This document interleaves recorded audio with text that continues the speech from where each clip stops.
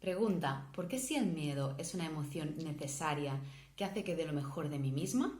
Resulta que en mi caso mi miedo es tóxico y en lugar de dar lo mejor de mí misma lo que hace es frenarme y no dejarme avanzar. ¿Qué hace que pueda sentir un miedo sano o un miedo tóxico? Primero de todo, el miedo es una emoción básica, una emoción necesaria. Sin él no habríamos sobrevivido. Como especie no estaríamos aquí. Imaginaros si no nos protegiéramos, si no nos defendiéramos, si no corriéramos, ¿no? Cuando viene un animal a matarnos, o en el caso actual de ahora, pues si cruzáramos la calle sin mirar si vienen coches. Si no tuviéramos miedo no estaríamos aquí. Así que es una emoción súper necesaria e importante para la protección y la supervivencia. Y suena como una alarma, ¿no? Es como una alarma interna de que algo no está yendo bien y que tenemos que hacer alguna cosa para proteger nuestra vida. Por eso es tan intenso el miedo. El miedo hace que demos lo mejor de nosotros mismos, hace que nos concentremos en lo que realmente es importante. Imagínate que estuvieras huyendo de un peligro realmente importante, realmente que pudieras sufrir un daño importante y estuvieras pensando en qué vas a hacer de comer si sales de esa o en qué olores te están llegando en ese momento. Y alguna vez seguro que si habéis visto algún reportaje sobre supervivientes de accidentes, muchas veces explican que lo ven todo en modo túnel, ¿no? Es como que van viendo solamente la salida y no se dan cuenta hasta si tienen heridas, ¿no? Heridas enormes y con daños que realmente en cualquier otro momento pues se habrían dado cuenta enseguida. En ese momento es tan importante protegernos que no lo sentimos. Por lo tanto, el miedo es necesario y hace que demos lo mejor de nosotros mismos. ¿Por qué entonces este miedo se puede hacer una bola, hacer muy grande y en lugar de protegerme lo que hace es hacer que no avance? Pues en primer lugar porque no está siendo coherente la intensidad del miedo que estoy sintiendo. ¿Cómo debería ser el miedo que una persona siente? El miedo siempre debería ser la proporción entre la amenaza y mis recursos. Es decir, os pongo un ejemplo. Imaginad como amenaza que hay una tormenta eléctrica muy fuerte y vosotros estáis solos en medio del bosque, de noche, sin cobertura, sin conocimientos de Boy Scout y sin ni idea de cómo salir de esa, ¿no? Pues seguramente el miedo será muy grande.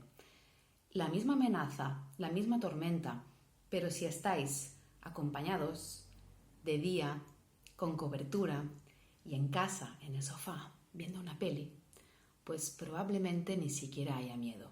La amenaza es exactamente la misma, la diferencia está en los recursos que yo tengo para afrontar esa amenaza. ¿Por qué hay veces que el miedo, en lugar de protegerme, me bloquea y no sigo para adelante? Pues uno de esos motivos es cuando no somos conscientes de nuestros recursos. Entonces vemos como una amenaza algo que no lo es o lo vemos como mucho mayor de lo que realmente es. ¿Y con qué tiene que ver que veamos una amenaza mucho más grande de lo que realmente es cuando en realidad yo sí que puedo afrontarla? Pues una parte de autoestima.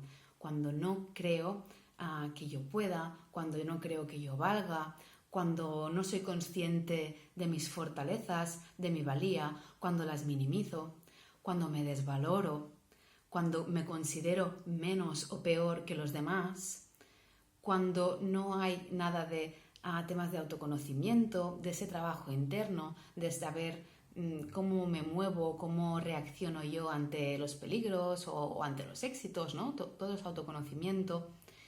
Eso hace que ese miedo que debería hacernos como un filtro para ir a por lo que necesitamos y dar lo mejor de nosotros mismos, lo que hace es, no, yo no tengo las herramientas, no tengo los recursos, no puedo, no soy suficiente, etcétera, etcétera. Al final es un tema de autoestima, que es de creencias, de ideas que tenemos sobre nosotros mismos, de inseguridad, de infravaloración, y todo tiene que ver con la falta de confianza.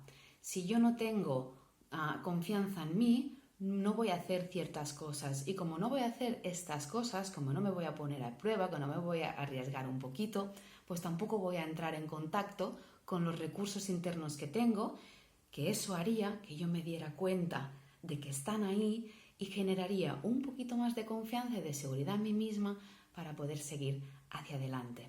Así que el miedo sigue siendo igual de bueno. El miedo sigue siendo una emoción necesaria que tenemos que sentir, y si alguien os dice que se puede vivir sin miedo, pues es una expresión muy bonita, pero es completamente mentira, porque habría que extirpar la parte del cerebro donde sentimos miedo, ¿no?